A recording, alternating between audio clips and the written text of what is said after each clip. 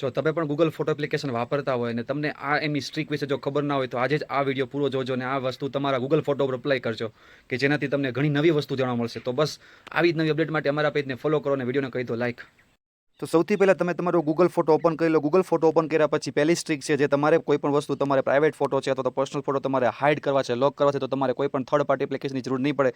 તમારે ફક્ત કલેક્શન નામના ઓપ્શનમાં જવાનું છે. તમે સ્ક્રોલ ડાઉન કરશો એટલે તમને અહીંયા લોક નામનો ઓપ્શન મળશે. એના ઉપર ક્લિક કરશો એટલે તમે તમારું અનલોક કરવાનું છે. લોક કર્યા પછી તમને આ કંઈક વ્યૂ મળશે. હવે તમારે જે પણ ફોટો પ્રાઇવેટમાં સેટ કરવા છે કે તમારી ગેલેરી કોઈ ઓપન કરે તો એ ગેલેરીમાં એ ફોટો જોવાય નહીં. એના માટે તમારે મૂવ આઇટમ ઉપર ક્લિક કરશો. મૂવ આઇટમ ઉપર ક્લિક કર્યા પછી તમારે જે પણ તમારા પ્રાઇવેટ ફોટો સેટ કરવા છે એને સિલેક્ટ કરીને તમે અહીંયા ઉપરના મૂવ બટન ઉપર ક્લિક કરશો એટલે તમારા બધા ફોટો પ્રાઇવેટ એક લોક ફોલ્ડરની અંદર આવી જશે.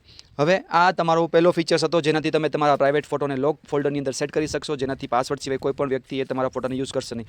હવે તમે જોશો તો આપણા ફોનની અંદર ઘણા બધા ફોટા હોય, કયા ટાઈમે કયો ફોટો લીધો છે, પણ અમુક ટાઈમે તમારે કોઈ ફોટાની જરૂર છે પણ હવે તમે સર્ચ કરશો તો તમારે ઘણી વાર લાગશે. એના બદલે તમે આસ્ક નામનો ઓપ્શન છે એમાં જઈને તમારે સપોઝ કોઈ પણ ઇન્ફોર્મેશન જોઈએ છે જેના રિલેટેડ તમે ટેક્સ્ટ ટાઈપ કરો, જેમ કે મારે કોઈ મારા આ વસ્તુના મારે ડિટેલ જોઈએ છે તો મેં એ વસ્તુ અહીંયા ટાઈપ કરી બેંક ઓફ બરોડા, તો મને જોઈ શકો છો કે એના રિલેટેડ જેટલી પણ ઇમેજીસ મારા ફોનમાં હતી તે મને બધી અહીંયા સર્ચ કરીને આપી દીધી છે.